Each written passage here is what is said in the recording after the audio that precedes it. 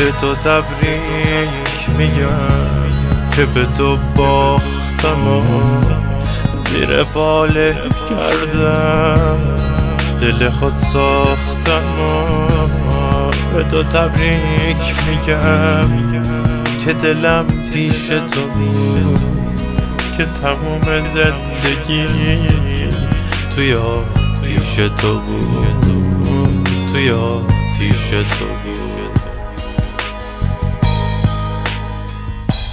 مگه چی خواستم ازت به جز عاشق بودن، که چشام برای تو آینه دق بودن.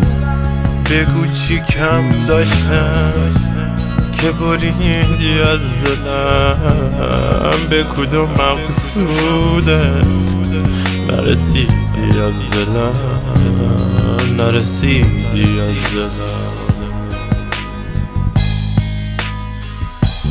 به تو تبریک میگم که بی خودی توی زرق و برق دنیا گم شدی. به تو تبریک میگم گم شدن و گل خونه مردم شدن و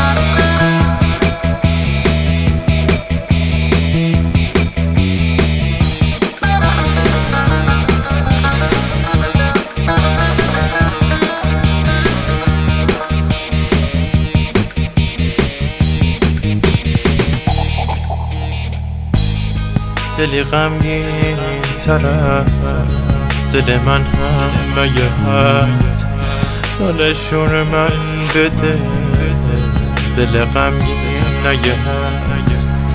تو صدای قلبمو نشنیدی ای وای، مردم از چشمای تو.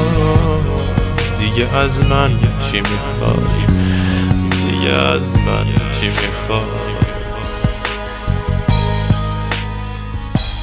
به تو تبریک میگم به تسلای دلم، که دل سنگی تو بذاری جای دلم. این منم از دنیا رونده و وامونده، این منم که هر چی داشت پای تو سوزونده، پای تو سوزونده.